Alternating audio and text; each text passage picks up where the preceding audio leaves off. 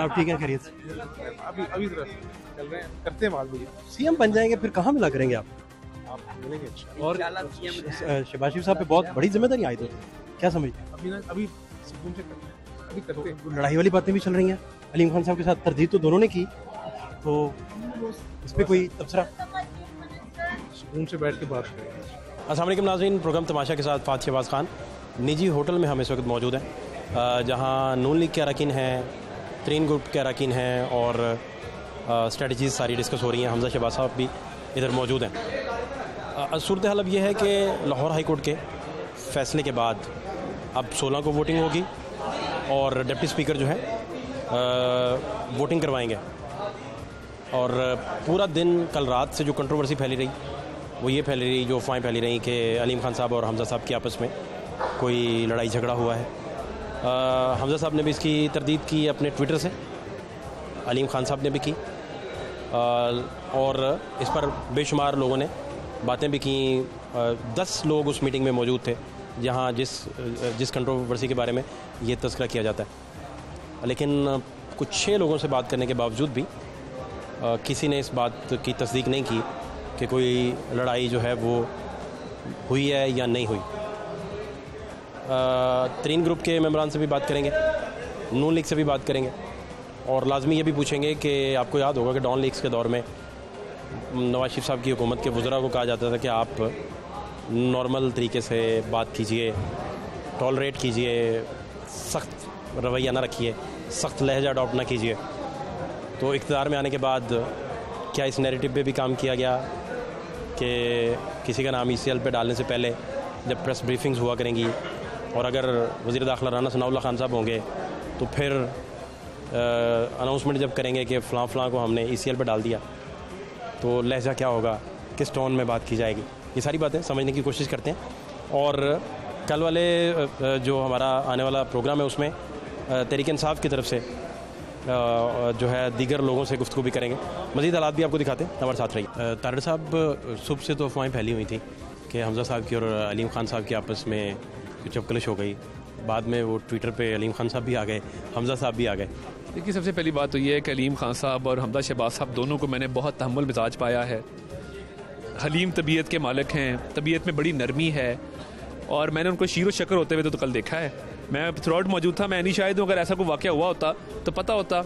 अब मुखालफीन जो नून में से शीन और शीन में से नून निकालते थे और कहते थे कि जी फ़लाँ ने फ़लाँ को थप्पड़ मार दिया, फ़लाँ ने गाली निकाल दी, फ़लाँ ने फ़लाँ का गिरेबान पकड़ लिया, तो ये कहानियाँ जिन लोगों को पसंद हैं वो ज़रूर घड़ें भी, इनको सुने भी, इन पर एतबार भी करें, मगर ऐसा कोई वाक़या नहीं हुआ और दोनों का आपस में बहुत कॉर्डियल रिलेशन है। तारड़ साहब, पब्लिक में इमरान खान साहब ज़्यादा क्या पॉपुलर हुए हैं, और दूसरा क्या आप लोगों को स्मूथ सेलिंग मिल पाएगी या ये री इलेक्शन की तरफ ही जाना पड़ेगा?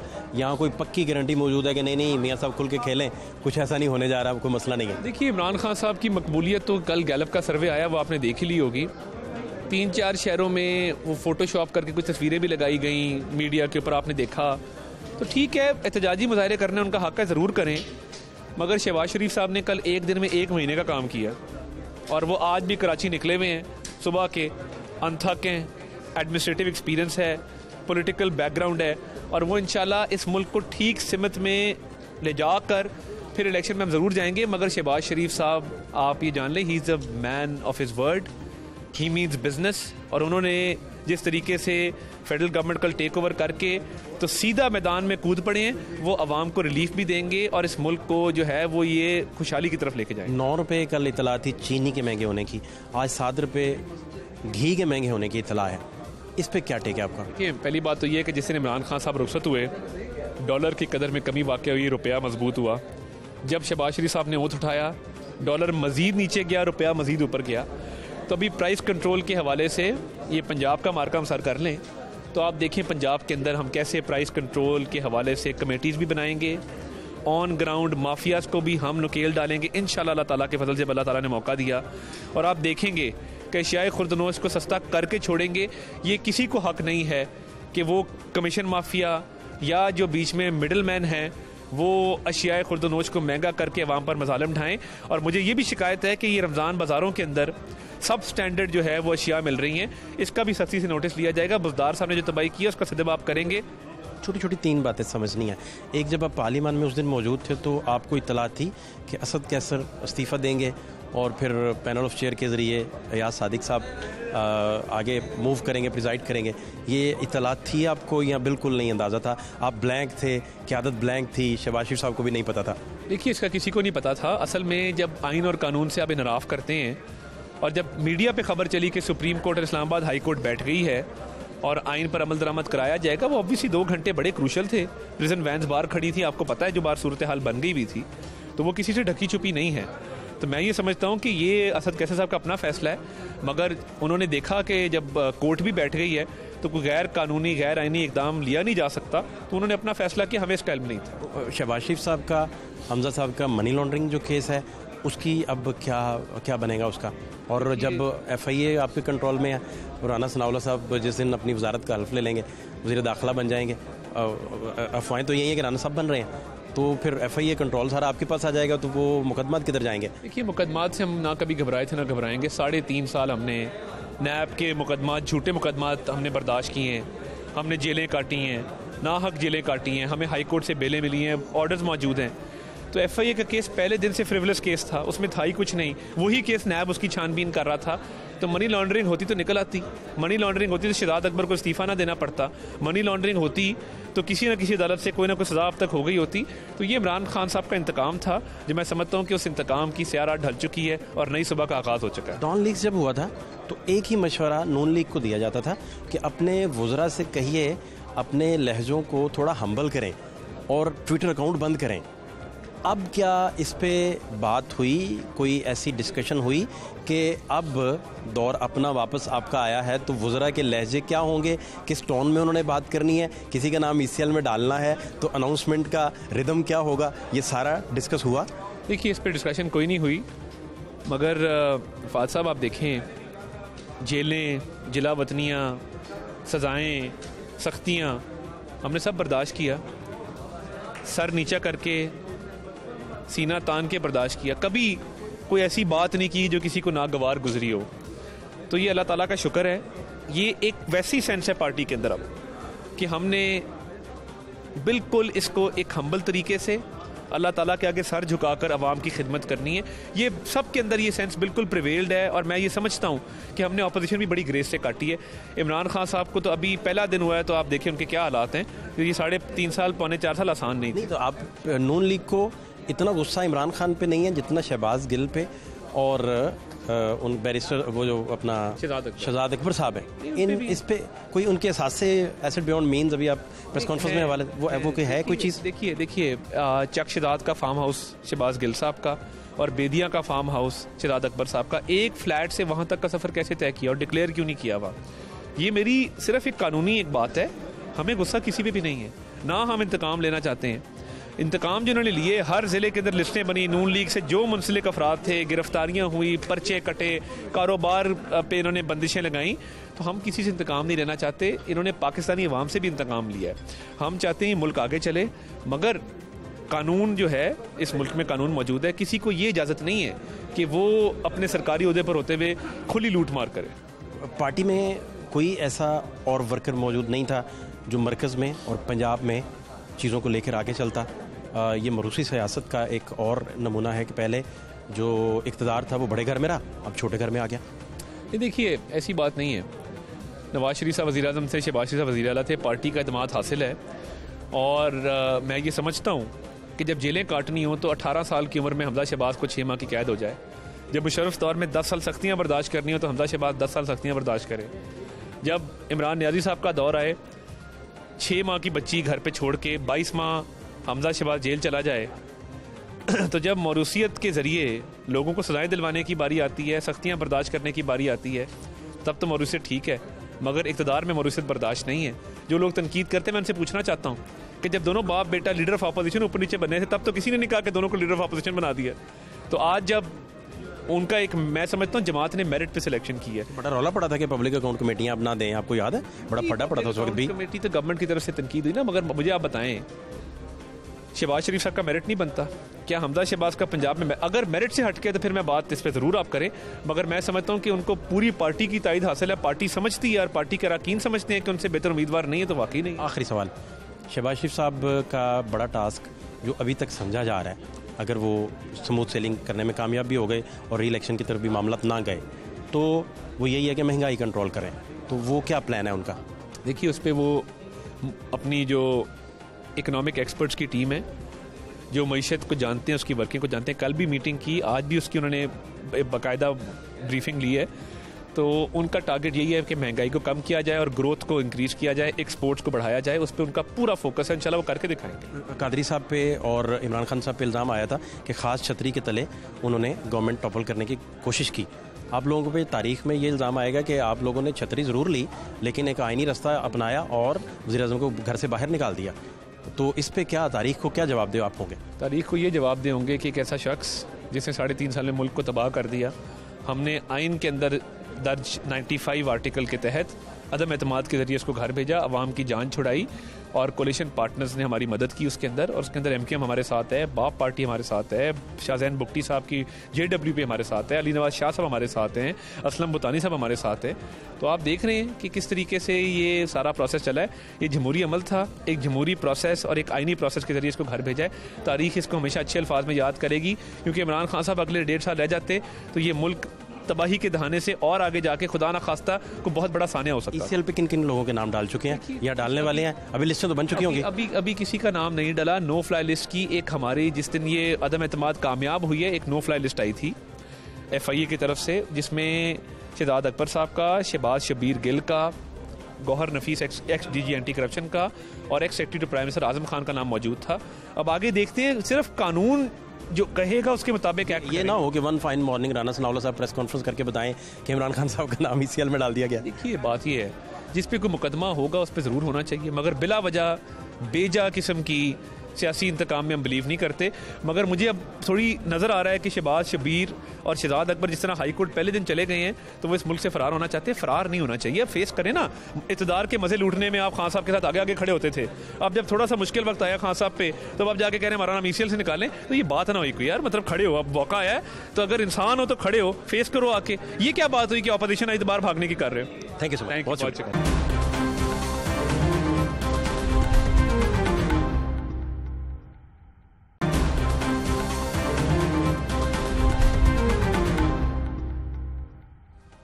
लाहौर हाई कोर्ट का फैसला आ चुका है। डिप्टी स्पीकर जो हैं वो 16 अप्रैल को इंतखाब करवाएंगे, वोटिंग होगी और फिर क्या होगा क्या नहीं होगा ये तो चैप्टर अलहदा हो गया। अब तक की जो सूरत हाल थी उस पर बात करेंगे, और सबसे बढ़कर जितने भी अरकान हैं पार्टियों के, होटलों तक मुक़य्यद रखने की मिथ क्या है, इसके पीछे राज क्या है। यहाँ जब से ये मामला चल रहा है, आप धरनों में चले जाएं 2014 में, हर बात का कोई ना कोई मकसद होता था, उसे जब डिकोड आप करते हैं तो कोई मैसेज उसमें से बरामद होता है। तो बहुत सारी चीज़ें समझने की कोशिश करते हैं। सलमान नईम साहब इस वक्त मेरे साथ मौजूद हैं। आज़ाद हैसियत में ये इलेक्शन लड़े थे, शाह महमूद कुरैशी साहब को शिकस्त दी थी, यही इनकी वजह शोहरत भी बनी। और आजकल जो वजह शोहरत है वो ये है कि मुनहरफ अरकान में भी इनका शुमार होता है। सलमान साहब बहुत शुक्रिया कीमती वक्त के लिए। अभी आप तो मुतमईन होंगे कि डिप्टी स्पीकर के हाथ कमान आ गई है, और डिप्टी स्पीकर तो कासिम सूरी भी नहीं बने थे, और उनके दिल में भी नून का दिल धड़कता है। नहीं, मैं ये तो नहीं कह सकता कि उनके दिल में नून का दिल धड़कता है, मैं इससे लाइल्म हूँ। लेकिन डिप्टी स्पीकर बज़ाहिर एक जो है वो इंडिपेंडेंट जो है वो मेंबर महसूस होते हैं, क्योंकि जो भी प्रिजाइडिंग ऑफिसर हो इलेक्शन का, उसको होना भी जो है ना वो न्यूट्रल चाहिए। तो कासिम सूरी साहब भी डिप्टी स्पीकर थे, लेकिन उन्होंने एक साइड मारी थी उसको। मैं ये नहीं कह रहा कि ये मेरी राय है, ये अदालत ने बाद में कहा कि ये गैर आइनी इक़दाम था, उसको रिवर्स बैक किया गया। जब भी आप आइन से मुनहरिफ होंगे, जब भी आप आइन को तोड़ने की कोशिश करेंगे, तो पाकिस्तान में इस तरह के इदारे मौजूद हैं जो कि आपको कानून के गिरफ्त में लाएंगे और आपको आइन के मुताबिक जो है ना वो चलने का पाबंद करेंगे, और ये बात साबित हुई। अब दो कंट्रोवर्सीज़ मुझे आपसे जाननी है, समझनी है। एक कंट्रोवर्सी तो पंजाब में आई पहले हम नूर आलम खान साहब वाले और जो दीगर वहाँ लोग मौजूद थे, वो गाली का तबादला हुआ या कोई हार्श वर्ड का तबादला हुआ और लड़ाई झगड़ा हो गया। अब इस तरह के मज़ीद वाक़यात अगर होंगे तो जो ख़ास नैरेटिव सेट हो चुका है, मतलब पब्लिक में हम जब अब माइक लेके कैमरा लेके जाते हैं तो वो कहते हैं कि इमरान खान मकबूल मजीद हो गया, वो कहते हैं कि ये अमेरिका के सामने खड़ा हो गया। अब लोग सादा लोग, एक रेडी बान जो है ठैया लगाने वाला, ये मैं उनका बता रहा हूँ आपको इनपुट। तो इस तरह आपस में आप लोग लड़ेंगे, आप जा रहे हैं फैमिली के साथ, पीछे से कोई आवाज़ कस देता है, तो इस पे क्या स्ट्रेटजी है, कैसे ट्रीट करेंगे? देखिए, जो नूर आलम खान साहब के साथ हुआ मैरियट में कल, उसकी तो जितनी मजम्मत की जाए कम है। हम देखें बाकी लोगों की तरह ही हैं, और इस तरह नहीं है कि सिर्फ इमरान खान साहब ही इस मुल्क में जो है ना वो ठीक आदमी है, बाकी सब गलत हैं, इस तरह नहीं है। उन्होंने जो नैरेटिव बिल्ड करने की कोशिश की है कि मैं मुहिब वतन हूँ, जो मेरे साथ होगा वो मुहिब वतन है और जो मेरे साथ नहीं होगा वो गद्दार है पाकिस्तान का। ये सियासत बिल्कुल मैं समझता हूँ गैर मुनासिब है। इमरान खान साहब हमेशा जो है ना वो पैट्रियाटिज़म को ले आते हैं सियासत में, कभी जो है रिलीजियस कार्ड खेलते हैं। उनको इस तरह नहीं करना चाहिए, सियासत को सियासत रखना चाहिए। काश कि उन्होंने इन 3 सालों में अपने मेंबर्स को खुद मैनेज किया होता तो आज उनको ये दिन ना देखने पड़ते। हम लोग, मैं आज़ाद शामिल हुआ था, मैं अपनी बात करता हूँ, और मुझसे बहुत सारे वादे किए गए थे। मेरी कोई शर्त नहीं थी जब मैं शामिल हुआ, मेरी शर्त सिर्फ इतनी थी कि यार मैं अपने हलके की तरक्की चाहता हूँ और ये मेरा ख्वाब है और ये हर मेंबर का ख्वाब होना चाहिए। जिसका ख्वाब नहीं है ये, उसको मेंबर ही नहीं होना चाहिए, ठीक है। तो मैंने सिर्फ ये गुजारिश की थी। मेरे साथ इन्होंने क्या किया, मैं आज़ाद शामिल हुआ बगैर किसी शर्त के, और मेरे ऊपर इन्होंने केस कर दिया नाअहली का, डिस्क्वालिफिकेशन का। 2.5 साल मैं अदालत में वो केस लड़ता रहा। मैंने खान साहब को कहा, मैंने कहा खान साहब मुझे किस चीज़ की सज़ा दी जा रही है? आपकी मुलाकात हुई खान साहब से? जी, मेरी तब आपने बताया? 5 मुलाकातें मेरी हुई इमरान खान साहब से इस सिलसिले में। मैंने उनसे कहा मुझे किस चीज़ की सज़ा दी जा रही है कि मैं आपकी पार्टी में ही शामिल हुआ हूँ और आपकी पार्टी ही मुझ पर केस कर रही है। आपकी पार्टी का लॉयर जो है वो अदालत में मेरे खिलाफ पेश होता है, तो ये क्या हो रहा है? खान साहब मुझे कहते थे कि यार मैं करता हूँ इसको मैनेज, और मुलाकात करने के बाद तस्वीरें बनती थी, उसके अलावा उसका कोई फ़ायदा नहीं होता था। अब मैं 2.5 साल बाद अदालत से सुरखरू होकर वापस आया। मैंने खान साहब से मुलाकात की, मैंने चीफ मिनिस्टर साहब से मुलाकात की। मैंने कहा मुझे ना वजारत चाहिए, ना कोई ओहदा चाहिए, ना मुझे अपने किसी कारकुन की एडजस्टमेंट चाहिए, मुझे कुछ नहीं चाहिए। मुझे सिर्फ मेरे हल्के के जो फंड्स हैं, डेवलपमेंट फंड्स, वो चाहिए। और अल्हम्दुलिल्लाह मेरी रेपुटेशन ऐसी है कि मैं लगाने वालों में से हूँ। मैंने अपनी जेब से इतना पैसा लगाया है कि जो है ना जितना एक आम एमपी के पास शायद होता भी नहीं है। तो मतलब उसके बाद फ़ंड्स का इन्होंने मुझे वो लेटर दे दिया कि भी ठीक है हम आपको फ़ंड्स दे रहे हैं। मुझे जलील किया, तंग किया इन्होंने 3 महीने 4 महीने। जब आप एक इंसान को ओन करने के लिए तैयार, फिर मैं खान साहब से फिर मिला और मैंने खान साहब को कहा, मैंने कहा खान साहब मुझे आप शायद मेरा बोझ बर्दाश्त नहीं कर पा रहे आपकी पार्टी, क्योंकि आपको हमेशा वाइस चेयरमैन की तरफ से ब्लैकमेलिंग का सामना करना पड़ता है कि सलमान को अगर आप फंड्स देंगे तो मैं रिज़ाइन दे दूंगा। ये मैं आपको कैटेगोरिकली बता रहा हूँ आज पहली दफ़ा कि शाह महमूद कुरैशी साहब ने खान साहब को ये कहा कि मैं रिज़ाइन दे दूंगा अगर आपने सलमान ने इनको फंड्स दिए। उसके बाद फिर आप मुझे छोड़ दें। मतलब आपको कभी फ़ख्र नहीं हुआ कि जिस बंदे को आपने हराया था वो इस मुल्क का वज़ीर ख़ारजा है? तो इस बात पे आप खुश नहीं होते थे कि आपका जो अपोनेंट है वो इस वक्त? तो बिल्कुल अल्हम्दुलिल्लाह इस चीज़ पे फ़ख्र होता है और अपने लोगों पे फ़ख्र होता है कि उन्होंने मेरा इंतखाब किया उनके मुकाबले में, जो कि पीटीआई के वाइस चेयरमैन थे और उनका नाम शाह महमूद कुरैशी एक बड़ा नाम है पाकिस्तान की सियासत में। फिर वो सीएम पंजाब के कैंडिडेट थे और वो मतलब एक आपको पता है कि कदावर शख्सियत थी। उसके बाद अगर उनके खिलाफ मैं इलेक्शन जीता हूँ तो बड़ा फ़ख्र महसूस होता है। आपने उन्हें सीएम पंजाब उनका ख्वाब पूरा नहीं होने दिया? अल्लाह ताला की मर्ज़ी थी, अल्लाह ताला की करम नवाजी से मैं जीता। मेरे माँ बाप की दुआएं थी मेरे साथ, मेरे हल्के वालों की मोहब्बत थी। उसके बाद मैं इलेक्शन जीता हूँ। तो ये अल्लाह ताला की ख़ास करम नवाजी है। इसको इस तरह नहीं करना चाहिए कि मेरी वजह से, ऑब्वियसली वजह मैं बनाऊँ, लेकिन अल्लाह ताला की मर्ज़ी ऐसी थी। तो अब ये मुनहरफ सारे वोट डालेंगे? बिल्कुल डालेंगे। तो ये 63A का क्या बनेगा? देखें वो अब ये टेक्निकल चीज़ें हैं, ये किसी हम लॉयर से इसकी बात करें तो वो ही बेहतर बता सकता है। लेकिन जो खान साहब ने शायद क्या कर दिया है ना, अब लोगों को इस चीज़ की परवाह ही नहीं रही कि हमारे साथ क्या होगा। मतलब इतनी धोखेबाजी हुई है वहाँ से, तो जब इतनी ज़्यादा धोखेबाजी हो ना तो फिर क्या सोचता है कि यार ठीक है यार, अगर मतलब आप नहीं तो फिर मैं भी नहीं तो फिर आप भी नहीं। तो खान साहब पॉपुलर भी ज़्यादा हो गए। कि कौन से कहाँ कौन सा पैरामीटर ऐसा है जिससे आप चेक करते हैं कि वो पॉपुलर हो गए?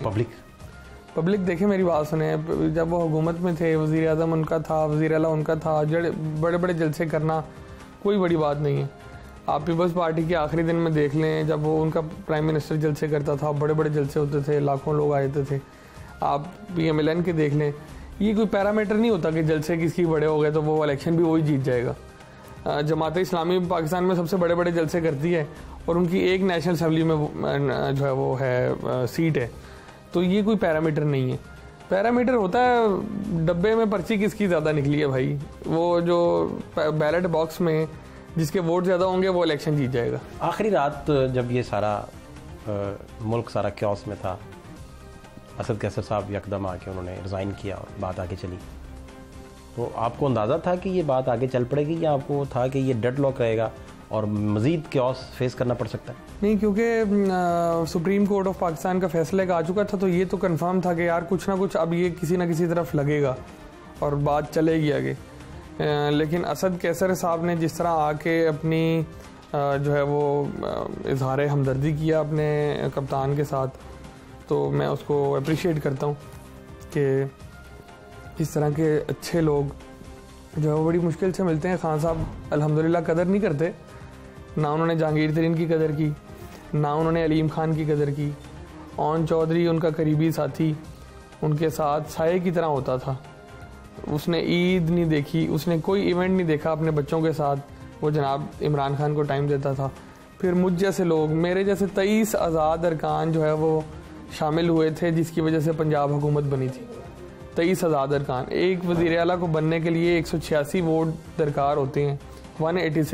186 ही मिले थे उस्मान बुज़दार को, 185 भी होते तो वज़ीर आला ना बन सकता। तो 23 आज़ाद अरकान का उसमें हाथ था।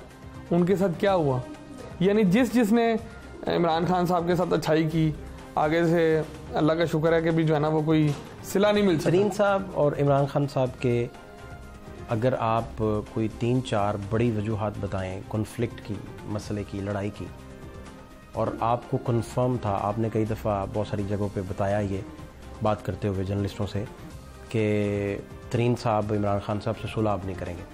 जब टीवी पे टिक्कर्स भी चल रहे थे कि इन्होंने तबीयत पूछी है, हाल पूछा है, तो आपने कैटेगोरिकली बताया था कि ये सुलह नहीं करेंगे। ऐसी कौन सी वजूहत आपको पता है कि ये दूरी हमेशा के लिए अब हो चुकी?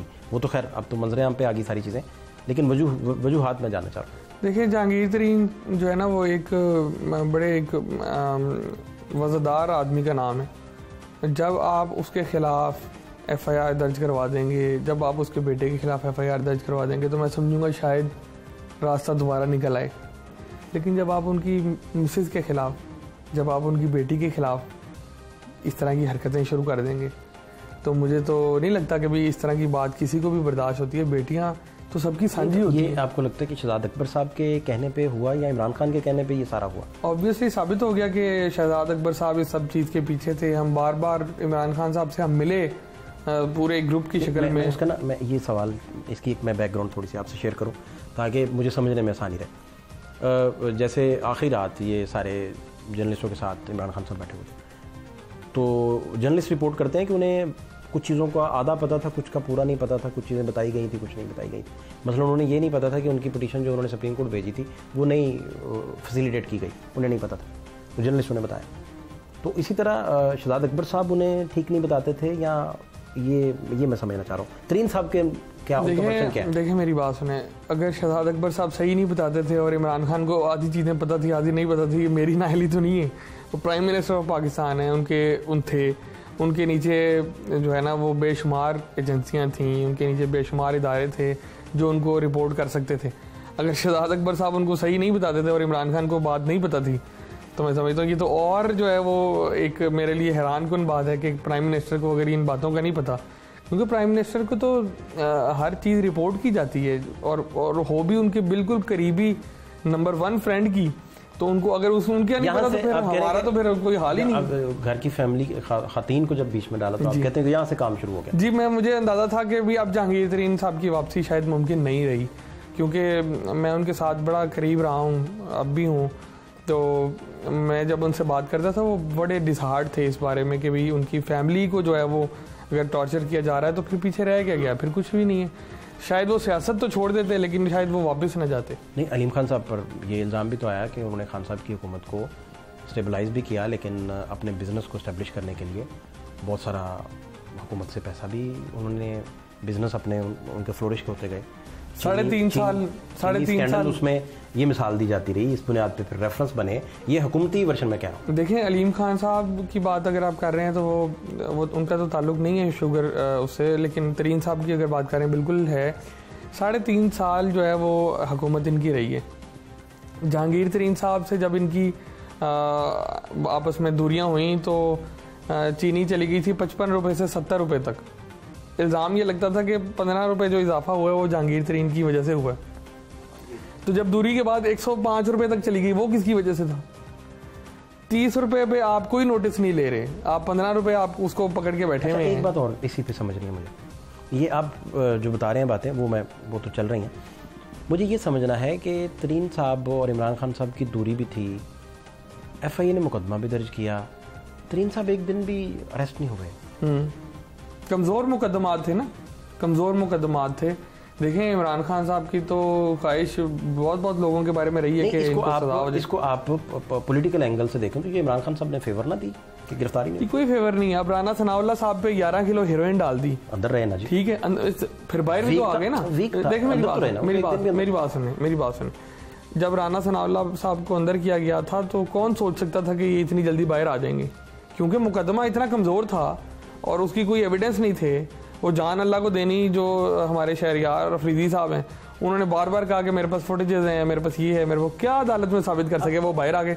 इसी तरह जहांगीर तरीन साहब के खिलाफ कोई इस तरह के एविडेंस ही नहीं थे, क्योंकि कोर्ट में था ना मामला, ना कोई FIA ने गिरफ्तारी करनी थी। FIA तो बार बार गिरफ्तारी करने की दरख्वास्त देती रही है, लेकिन कोर्ट ने इजाज़त देनी थी उनको। अलीम खान साहब और खान साहब, इमरान खान साहब की दूरी की कुछ वजूहात तो अलीम खान साहब ने प्रेस कॉन्फ्रेंस में, कुछ वजूहात आपको भी ऐसी पता है कि जो शायद अभी रिकॉर्ड पे ना हो, लेकिन वो बड़ी डेप्थ वजूहात।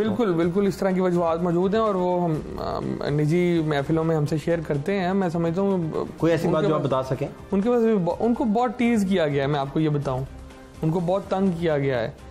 एक होता है कि उनको सिर्फ जेल में नहीं डाला गया, उनको इसके अलावा भी बहुत ज़्यादा टीज़ किया गया है, मेंटली टॉर्चर किया गया है।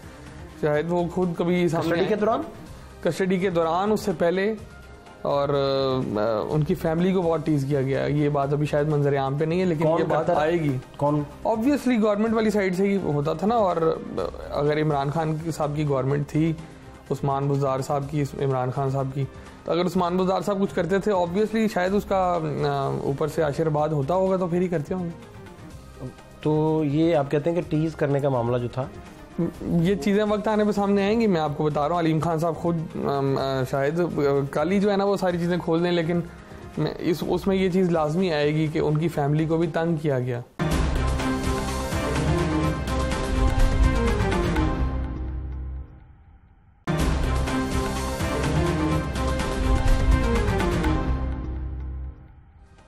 अच्छा, अब इधर पंजाब में कल से बड़ी एक कंट्रोवर्सी चली हुई लाहौर में कि अलीम खान साहब की, हमजा साहब की लड़ाई हो गई और बड़ी शदीद हुई, और ये क्या बातें हैं? कल पार्लिमानी पार्टी का इजलास था, तकरीबन हमारे 200 के 200 मेंबरान वहाँ पे मौजूद थे। उसके बाद एक मीटिंग हुई हमजा साहब के रूम में और 10 लोग उसमें शामिल थे, उसमें मैं भी शामिल था, अलीम खान साहब भी थे। तो कोई ऐसी बात नहीं हुई हमारी, आगे बड़ी प्रोडक्टिव मीटिंग हुई वो वाली, बल्कि कि आगे हमने किस तरह चीज़ों को मैनेज करना है, किस तरह लेके चलना है, अपने मेंबरान का किस तरह जो है ना वो उनको किस तरह असेंबली पहुंचाना है, ये सारी चीज़ें डिस्कस हुई। कोई ऐसी बात नहीं है, इस तरह की बातें करके तो यही, ऐसा तो नहीं कि कोई लड़ाई झगड़ा हो गया हो, लेट्स सपोज, और बाद में सुलह सफाई हो गई हो या बात उस लेवल तक ना जा सकी हो। मैं आपको ये बता रहा हूँ कि भाई कैटेगोरिकली ऐसी कोई बल्कि तल्ख कलामी भी नहीं हुई। बहुत कुछ कहा जा रहा है लेकिन बिल्कुल कोई ऐसी बात नहीं हुई कि जिसको जो है ना हम ये समझें कि यार इनकी कोई आपस में लड़ाई है, कोई ऐसा मसला नहीं था। बल्कि अलीम खान साहब ने सबसे ज़्यादा प्रोडक्टिव बातें की हैं कल वाली मीटिंग में। ऑब्वियसली मैं उनको शेयर नहीं कर सकता। नहीं, मुझे इतला मिली है जी, मुझे इतला मिली। कुछ लोग जो उस मीटिंग के अंदर थे, उस मीटिंग में आपने बताया 10 लोग थे तकरीबन कोई 5 के से मेरी बात हुई जी। उनमें से एक दोस्त ने बताया कि अलीम खान साहब कहते हैं कि मैं अपनी सीट भी छोड़ता हूँ और मेरी सीट की जगह आप अपना बंदा ले आए, मैं तो अपनी सीट भी छोड़ता हूँ, वजारत मुझे चाहिए होती। ये लफ्ज़ उनके थे। अब लड़ाई वाली बात की किसी ने तस्दीक नहीं की। एक बंदा अपनी सीट की कुर्बानी देने के लिए तैयार है आपके मुताबिक, अगर आपको किसी ने इस तरह की कोई बात हुई है, आप तस्दीक करते हैं इस तरह की बात हुई है? देखिए, अलीम खान साहब ने ये बात बेशुमार दफ़ा की है कि भी मैं किसी ओहदे के लिए या वजारत के लिए आपके साथ नहीं आया। पार्लिमानी मीटिंग में भी उन्होंने ये बात की, मैं जब आपको वोट दूंगा आप वज़ीर आला बन जाएंगे, मैं रिज़ाइन दे दूंगा अपनी सीट से भी, कि मुझे एक एमपी की सीट की कोई ज़रूरत नहीं है। उन्होंने ये बात की है। लेकिन कल ऐसी कोई बात नहीं हुई मीटिंग में। ये बात पहले हो चुकी है कई दफ़ा, लेकिन कल नहीं। अब मुझे आपसे ये भी जानना है कि आने वाले दिनों में आपको याद होगा ये हवाला बड़ा दिया जाता है, डॉन लीक्स जब हुआ था तो हुक्मरान जमात को कहा जाता था कि वज़रा से कहिए इतनी तलखी में बात ना करें, सख्ती से बात ना करें। तो जो ही कोई पार्टी इक़्तिदार में चली जाती है तो उसके लहजे कुदरती उसे भी नहीं पता चलता, वो अप हो जाते हैं। और ऊपर से नैरेटिव सेट हुआ है कि इमरान खान साहब अमेरिका के सामने खड़े हुए हैं, आम लोग ये बातें कर रहे हैं, आम लोग। तो इसमें तसादुम के रास्ते फिर ज़्यादा निकलते हैं। और फिर पता हो कि शायद कुछ आने वाले दिनों में, जैसे मैं अतातार साहब से भी पूछ रहा था कि ऐसा one fine morning Rana Sanaullah साहब प्रेस कॉन्फ्रेंस करके कह रहे हो कि इमरान खान साहब का नाम ECL में डाल दिया, लेट्स सपोज। तो इन सिनेरियो को आप पॉलिटिकली टफ नहीं हो जाएगा, फिर स्मूथ सेलिंग नहीं मिलेगी? दो बातें की आपने। एक तो इमरान खान साहब जो अमेरिका के खिलाफ जंग लड़ रहे हैं, ये कौन सी अमेरिका के खिलाफ जहाज़ है जिसमें जो इमरान खान साहब के साथ जो सिपाही हैं वो शहबाज गिल है, जो सिपाही हैं वो जनाब शहजाद अकबर है, जो सिपाही हैं जनाब वो सारे। मैं कल एक लिस्ट देख रहा था इनके काबीना के, जो है ना वो 16-17 अफराद जो हैं वो अमेरिका की नेशनल हैं। ये कौन सी भाई जंग है, ये हमें भी समझाएं। मतलब अमेरिका के खिलाफ जंग है और वो जो सिपाही हैं वो सारे अमेरिकी हैं। मतलब या तो उनको कहीं यार पहले जो है वो नेशनलिटी छोड़ दें, नेशनलिटी अमेरिका की। शहबाज गिल साहब का मैं एक कल इंटरव्यू देख रहा था, वो उनको किसी एंकर ने कहा कि आप अमेरिका के खिलाफ कोई बात करेंगे, उनके खिलाफ नारा लगाएंगे। मतीउल्लाह जान साहब कल पूछे, मतीउल्लाह जान साहब जी। तो मतलब कहने का ये कि वो बात करने के लिए तैयार नहीं है। और कौन सी जंग है ये तो एक पॉपुलर एक हमारे मुल्क में एक नारा बिकता है, तो कोई और अब नारा रहा नहीं। ये नारा नहीं रहा कि मैं चीज़ें सस्ती कर दूंगा, ठीक है। ये नारा नहीं रहा कि मैं करप्शन ख़त्म कर दूंगा। ये नारा नहीं रहा कि भी मैं आऊँगा तो शायद दूध की नहरें बह जाएंगी। अब कौन सा नारा पीछे रह गया था? एक नारा रह गया था, वो अमेरिका के खिलाफ, वो लगा के अब सियासत उस तरफ चला दी है। ये सही नहीं है यार। मतलब आप 3.5 साल, आप तब ये बात करें जब आपके पास इक़्तिदार ना रहा हो। अब इक़्तिदार आपके पास रहा है, आप जो है मतलब वहाँ जाके अमेरिका में, आपको याद है वाशिंगटन में बड़ा वो जलसा किया था और उसके बाद ट्रंप के साथ मुलाकातें, और बाद में आते कश्मीर का मसला हो गया। फिर उसके बाद बाइडन ने कॉल नहीं की। ये कौन सा ये कौन सा मतलब ये नैरेटिव है जो आप बनाना चाह रहे हैं अमेरिका के खिलाफ? आपको पता है कि जब शहबाज शरीफ साहब प्राइम मिनिस्टर बने हैं, सबसे पहले मुबारकबाद चाइना ने दी है।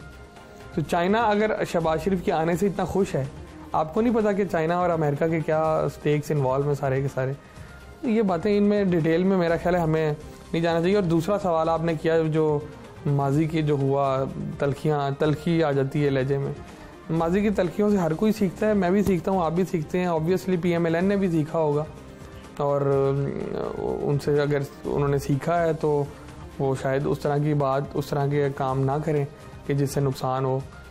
तजर्बाकार टीम तो है। अभी जब हमजा साहब CM बनेंगे तो आप जब तक पार्लियामान में हैं, मतलब कोई सीट का मसला नहीं हो जाता या सुप्रीम कोर्ट उस पर पूरा उस रेफरेंस पे कोई फैसला नहीं दे देता, तो कोई मिनिस्ट्री वगैरह भी आप लेंगे? आप मेरी बात कर रहे हैं या ओवरऑल? मैंने ऐसी कोई शर्त नहीं रखी। देखें, मेरा ये कभी भी टारगेट नहीं रहा। मेरी तो एक सिंपल सी बात है कि भाई मैं जिस हल्के से मुंतखब हुआ हूँ उसके काम करवा सकूँ।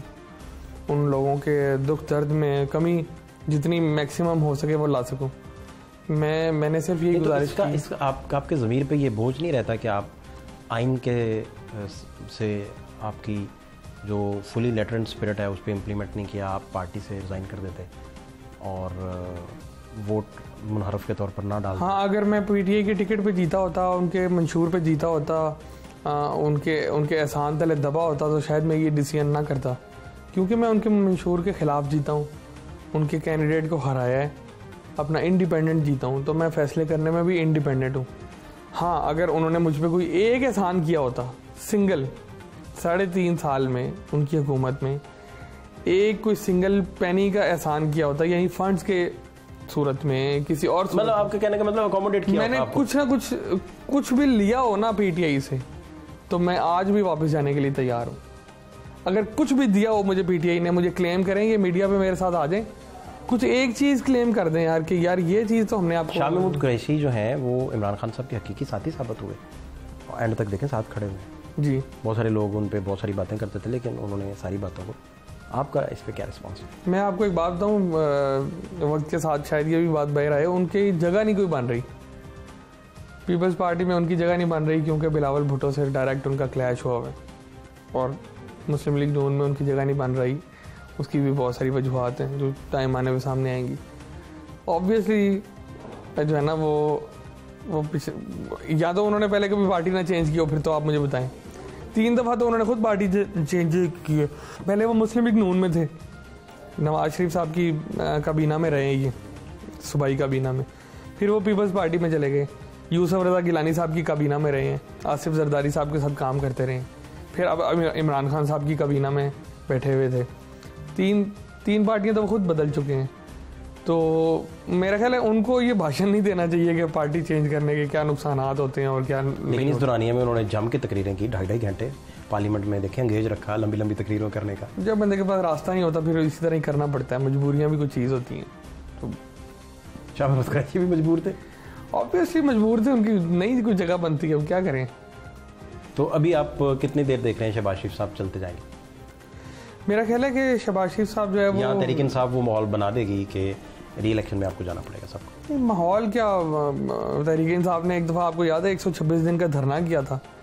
तो माहौल इस इलेक्शन इस तरह नहीं होते कि आप 10,000 बंदे को बाहर निकाल दें तो इलेक्शन हो जाएंगे। 1.5 करोड़ वोट लिया होता है एक पार्टी ने, तो 10,000 लोगों को बाहर निकालने से इलेक्शन नहीं होते भाई, 20,000 लोगों को बाहर निकालें। शहबाज शरीफ साहब बेसिक मैं समझता हूँ कि कॉन्स्टिट्यूशनल अमेंडमेंट्स करेंगे और जो जिनकी ज़रूरत है, टाइम कितना, इलेक्शन रिफॉर्म्स करेंगे। मेरा ख्याल है 6 महीने मुझे लगता है। खुद ही फिर इलेक्शन में चले जाएंगे 6 ये और 3 अबूरी सेटअप। हाँ, 2022 के एंड में या 23 के शुरू में मुझे लगता है, मैं ये अपनी ज़ाती राय दे रहा हूँ, मुझे लगता है कि इलेक्शन होंगे। Thank you so much. Thank you ji.